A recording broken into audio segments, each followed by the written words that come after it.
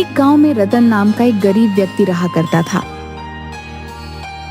जो दूसरों के खेतों में काम करके अपनी पत्नी का और अपना भरण पोषण किया करता था। एक दिन उसकी पत्नी सुनीता रोते हुए बोली, हमारे ऐसे हालात कब तक रहेंगे? पूरे गांव में सिर्फ हमारा ही घर ऐसा है जहां पर महीने में सिर्फ 15 दिन ही चूल्हा जलता है और बाकी के दिन भूखा सोना पड़ता है। चिंता मत करो सुनीता, तुम तो जानती हो कि मैं दिन रात दूसरों के खेतों में कितनी जी तोड़ मेहनत करता रहता हूँ। एक ना एक दिन हमारा वक्त भी जरूर बदलेगा। आप कब तक ऐसे ही दूसरों के खेतों में काम करते रहेंगे? कोई ढंग का काम क्यों नहीं ढूंढ लेते? मैं आपसे और स्त्रियों की तरह सोना चांदी नहीं मांगती, मैं बस इतना चाहती हूँ कि हम दोनों को पेट भर के भोजन तो मिल सके। ठीक है सुनीता, मैं आज दूसरे काम की तलाश करता हूँ। रतन कई दिन तक गांव में भटकता रहा, मगर किसी ने उसे काम नहीं दिया।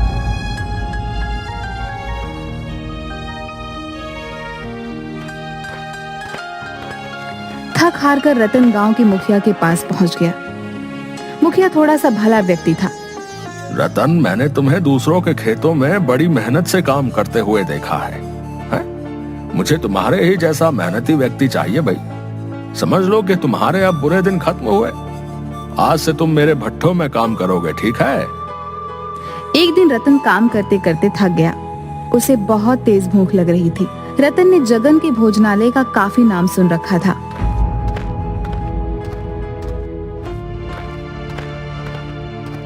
रतन जगन के ढाबे पर पहुंच गया। भैया, जल्दी से गर्मा गर्म अरहर की दाल देसी घी की रोटियों के साथ लगा दो और थोड़े से चावल भी लगा देना। बहुत जोरों की भूख लगी है भैया। अरे, दाल में तो बहुत अच्छी अच्छी खुशबू आ रही है और साथ में देसी घी की रोटियां भी हैं। आज तो खाकर मजा ही आ जाएगा। कुछ ही देर में रतन सारी प्लेट साफ कर गया और कालू से बोला, अब कितने पैसे हुए भैया? आपने अरहर की दाल, देसी घी की रोटियां और चावल खाए हैं। कुल मिलाकर आपके पैसे हुए 1000 रुपए। क्या क्या बकवास कर रहे हो तुम? बकवास नहीं कर रहा हूँ, खाने के पैसे मांग रहा हूँ। अरे, ये ढाबा है या 5 स्टार होटल? इतना महंगा तो खाना शहर के रेस्टोरेंट में भी नहीं मिलता। मैं तो समझ रहा था कि इस ढाबे में खाना और ढाबे की तरह मिलता होगा। और वैसे भी दाल रोटी चावल की कीमत तो ज्यादा से ज्यादा 100 रुपए होगी। हर ढाबे पर तो यही रेट चल रहा है। तुम्हारा दिमाग तो ठीक है, हैं? जानते भी हो ये ढाबा किसी अरे गहरे का नहीं है, जगन भाई का है, जगन भाई का। अरे, जगन भाई के ढाबे का खाना खाने तो विधायक से लेकर मंत्री तक आते रहते हैं। और जब तुम्हारी इस ढाबे में आने की औकात नहीं थी तो फिर यहाँ मुंह उठा कर क्यों चले आए? सीधी तरह से 1000 रुपए दे। लेकिन मेरे पास इतने पैसे नहीं है। 1000 रुपए तो मैं 10 दिन में भी नहीं कमा पाता, तो तुम्हें कहां से ला कर दूंगा? कालू अपने मालिक जगन को आवाज देते हुए बोला, जगन भाई, इस व्यक्ति ने पेट भर के भोजन किया है, लेकिन ये अब पैसे नहीं दे रहा। जगन क्रोधित होकर रतन के पास आकर बोला, क्यों रे? जब जेब में पैसे नहीं थे तो फिर खाने के लिए यहाँ क्यों आ गया? यहाँ मुफ्त में खाना नहीं मिलता, पैसों का मिलता है। चल पैसे निकाल। मुझे क्या पता था कि आपके ढाबे का खाना इतना महंगा मिलता है। मैं तो इस ढाबे को भी और ढाबों की तरह समझ रहा था। तो ये तुम्हारी दिक्कत है, मेरी नहीं। तुम्हें यहाँ आने से पहले मेरे बारे में लोगों से पूछ लेना चाहिए था। अब सीधी तरह से अपनी जेब से 1000 रुपए निकाल कर काउंटर पर रख दे, नहीं तो मैं तुम्हारी चमड़ी उधेड़ दूंगा। अब देखिए, मेरे पास अभी इतने पैसे नहीं है। आप ये 100 रुपए रख लीजिए और मुझे कुछ दिन की मोहलत दे दीजिए। मैं धीरे धीरे करके आपके सारे पैसे चुका दूंगा। अबे, यहाँ मैं लोन बांटने के लिए नहीं बैठा। इतना कहकर जगन ने रतन को जोरदार धक्का दे दिया। ये तो आप मेरी बेइज्जती कर रहे हैं।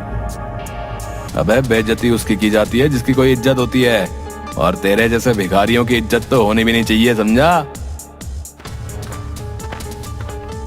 क्या बात है जगन भाई, मैं तो तुम्हारे ढाबे का खाना खाने के लिए आया था, मगर यहाँ तो कुछ और ही चल रहा है। इस आदमी ने पेट भरकर खाना खाया, पैसे देने के नाम पर बोल रहा है कि इसकी जेब में पैसे नहीं है। ऐसे आदमियों से बात नहीं की जाती जगन भाई, इन्हें पीटा जाता है। देखते क्या हो, मारो इसको। जगन और कालू रतन को बुरी तरीके से पीटने लगते हैं। उन दोनों ने रतन के कपड़े भी फाड़ दिए और उसे धक्के देकर अपने ढाबे से बाहर निकाल दिया। शुक्र मना कि तुझे मैंने अपने ढाबे के गंदे बर्तन साफ नहीं करवाए, क्योंकि तेरे जैसे भिखारी के हाथ मेरे ढाबे के गंदे बर्तनों से भी ज्यादा गंदे हैं। इसलिए पीट कर तुझे छोड़ रहा हूँ। आज के बाद कभी मेरे ढाबे के आसपास नजर भी मत आना। चल निकल यहाँ से। ये तुमने बहुत बढ़िया किया जगन भाई, इनके साथ ऐसा ही व्यवहार होना चाहिए। इतना कहकर बिलुआ भी 2-3 हाथ रतन पर जड़ दिए। रतन वहां से रोता हुआ अपने घर की ओर चला गया।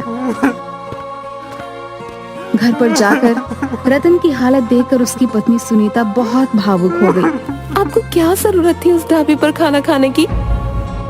मुझे क्या पता था कि उनके ढाबे का खाना इतना महंगा होगा। जगन और बिलवा ने मुझे बहुत ज्यादा अपमानित किया सुनीता। वहां पर गांव के बहुत सारे लोग मौजूद थे जो मुझे मजाक उड़ाने वाली नजरों से देख रहे थे।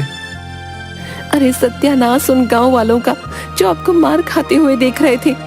उनमें से किसी से भी इतना नहीं हुआ कि आपको पिटने से बचा लेते। लेकिन आप चिंता मत कीजिए, मैं इसकी शिकायत मुखिया से जरूर करूंगी। तुम सही कहती हो सुनीता, मैं बिलवा और जगन को छोड़ूंगा नहीं। अगले दिन रतन अपनी पत्नी सुनीता के साथ मुखिया के घर पर चला गया और सारी घटना मुखिया को बता दी। सुनीता, इसमें दोष जगन और बिलवा का नहीं है, इसमें दोष तो तुम्हारे पति रतन का है। सारा गांव जानता है कि जगन के ढाबे का खाना और ढाबों के खानों से अधिक महंगा है, क्योंकि उसके ढाबे का खाना अच्छा बनता है। जब तुम्हारे पति के पास पैसे नहीं थे तो इसे क्या जरूरत थी ढाबे पर खाना खाने की? ये क्या मुखिया, आप भी बिलुआ और जगन की तरफदारी कर रहे हैं? तरफदारी नहीं कर रहा हूँ सुनीता, जो सच है उसका साथ दे रहा हूँ। अगर इनके पास पैसे नहीं थे तो क्या वो मेरे पति को कुछ समय की मोहलत नहीं दे सकते थे? उन्हें पीटने का अधिकार किसने दिया? हाँ, ये बहुत गलत किया जगन ने, लेकिन तू चिंता मत कर सुनीता, इस बारे में मैं जगन से जरूर बात करूंगा और बिलुआ के कान भी खींचूंगा।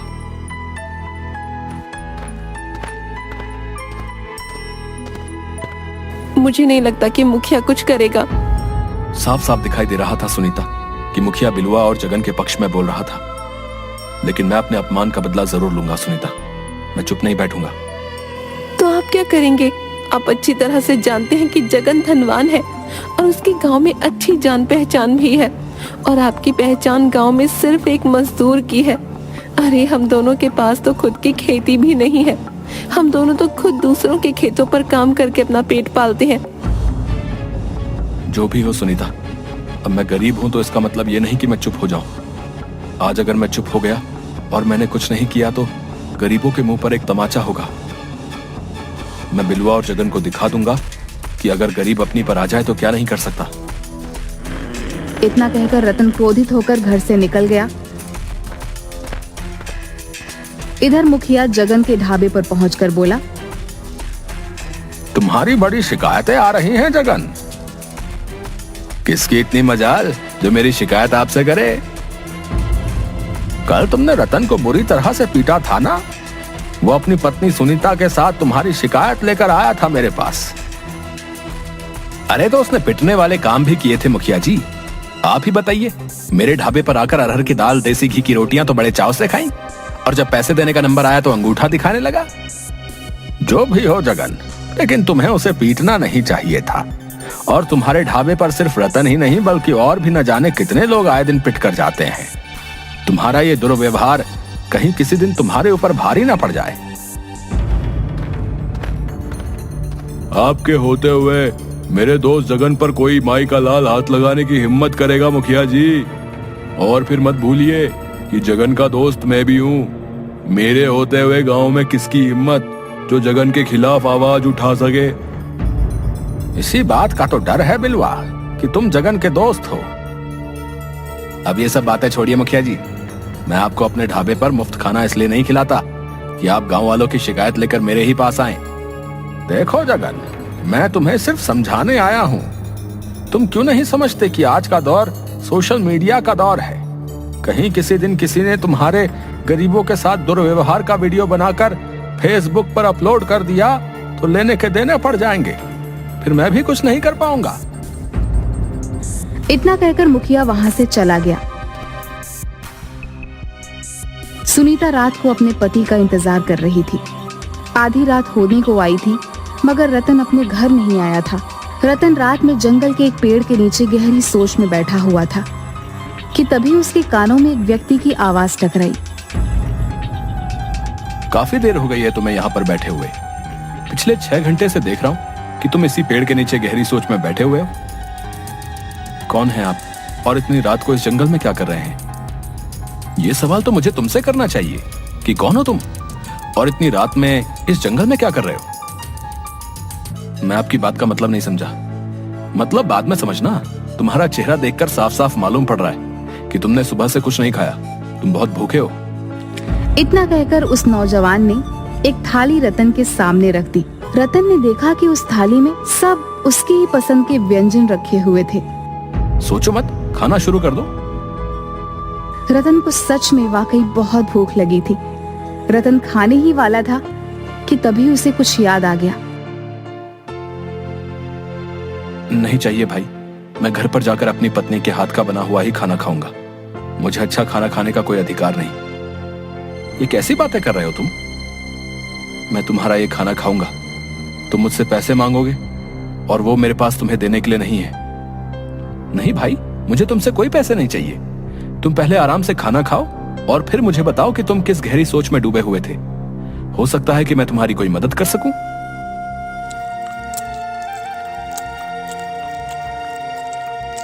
खाने के बाद रतन उस व्यक्ति को अपने साथ हुए अत्याचार की सारी घटना बताने लगा। तुम्हें पता है तुम कहां हो? मैं जंगल में हूं। नहीं, तुम जंगल के अंदर उस भूतिया जंगल में हो जिसे भूतिया जंगल के नाम से बुलाया जाता है, जहां पर लोग दिन तक में आने से डरते हैं। भाई, उस व्यक्ति की बात सुनकर रतन के चेहरे पर डर झलकने लगा। अचानक उसे याद आया कि वह गुस्से में इतनी दूर पैदल चलता हुआ यहाँ तक आ गया था कि उसे अब याद भी नहीं रहा कि वह जंगल के अंदर भूतिया जंगल में पहुंच चुका था।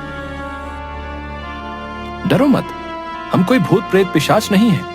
हम साधुओं की संतान हैं। इस जंगल में सिर्फ साधु और उनके परिवार ही रहते हैं। हम लोग बाहर की दुनिया से ज्यादा ताल्लुक नहीं रखते, क्योंकि हमारा सारा ध्यान ईश्वर की तरफ ही होता है। तुम्हारी बात सुनकर मुझे बहुत बुरा लगा। तुम बताओ, तुम क्या चाहते हो? मैं एक ऐसा ढाबा खोलना चाहता हूँ जहां पर हर गरीब सिर्फ 10 रुपए देकर अपना मनपसंद भोजन कर सके और उसके साथ अपमानजनक व्यवहार ना किया जाए। तुम्हारे इरादे के बारे में जानकर मुझे बहुत अच्छा लगा, वरना इस जंगल में इससे पहले भी कई लोग आए और अपने लालचीपने का सबूत देकर मारे गए। लेकिन तुम पहले व्यक्ति हो जिसे गरीब की भूख की चिंता है। इतना कहकर उस व्यक्ति ने अपना हाथ जैसे ही घुमाया, उसके हाथ में एक बड़ी सी थाली आ गई। उसने वो थाली रतन को पकड़ा दी। ये जादुई थाली है, याद रखना। इस बारे में सिर्फ तुम अपनी पत्नी को बता सकते हो और किसी को नहीं। इस थाली के सामने खड़े होकर तुम जिस भोजन का नाम लोगे, वो भोजन स्वयं अपने आप इस थाली में आ जाएगा। मगर याद रखना, जिस दिन तुमने 10 रुपए से ज्यादा ग्राहकों से वसूले, उस दिन इस थाली का जादू समाप्त हो जाएगा। रतन रात के समय बड़ी सी थाली लेकर अपने घर आ गया।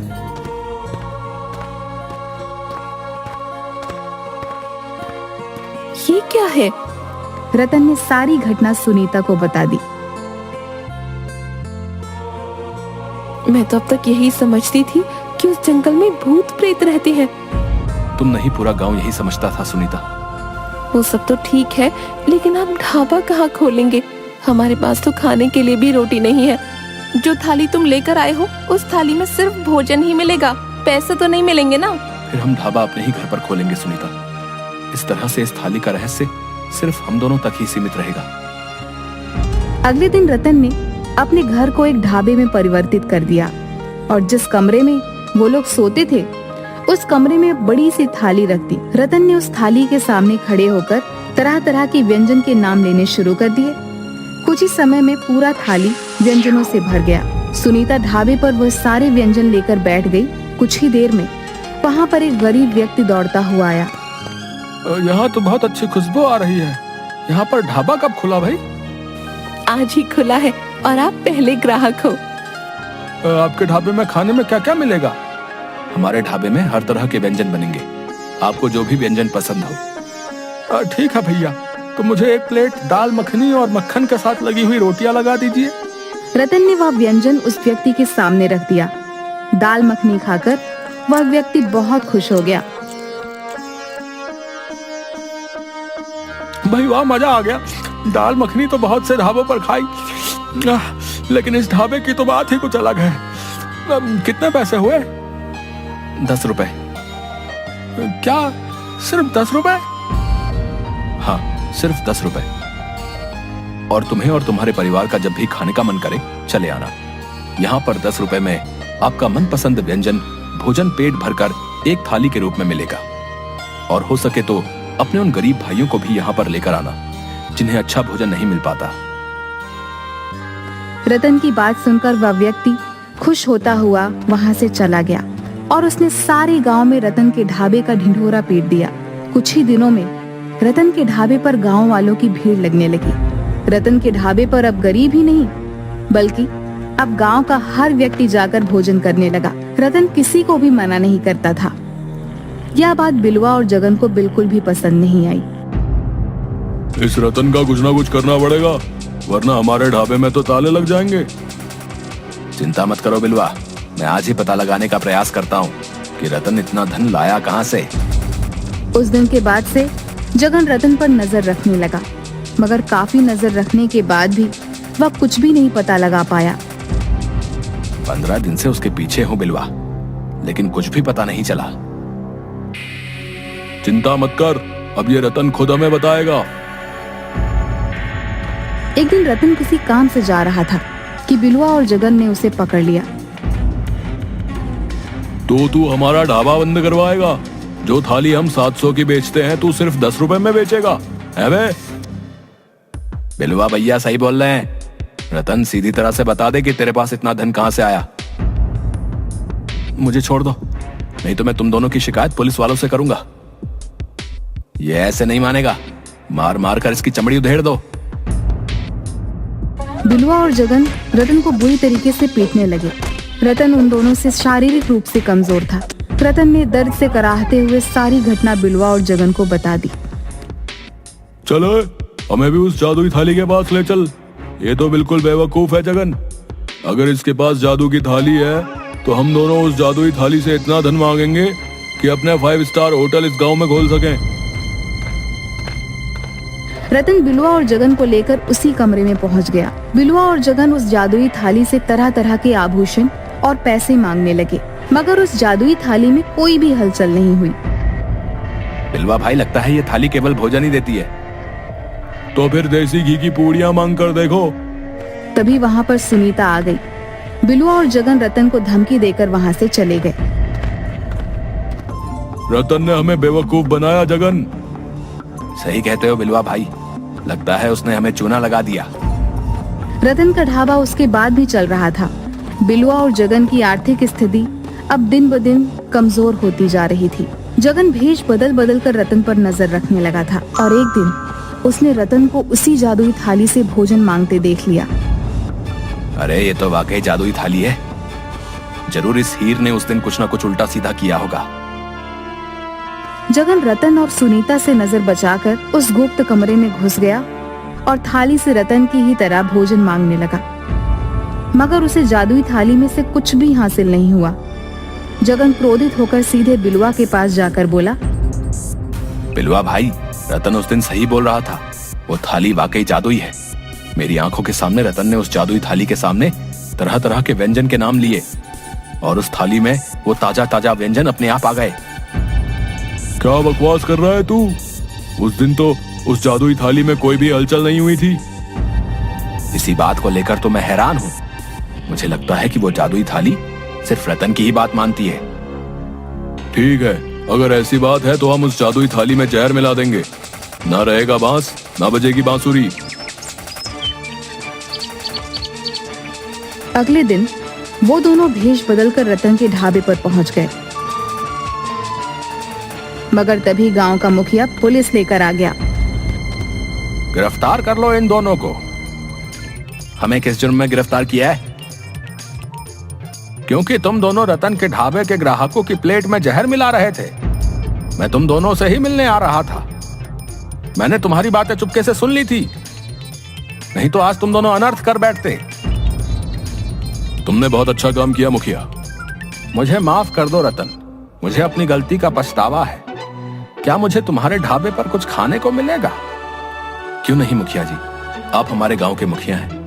आपके लिए तो मैं स्पेशल थाली बनवाऊंगा, मगर सिर्फ 10 रुपए में।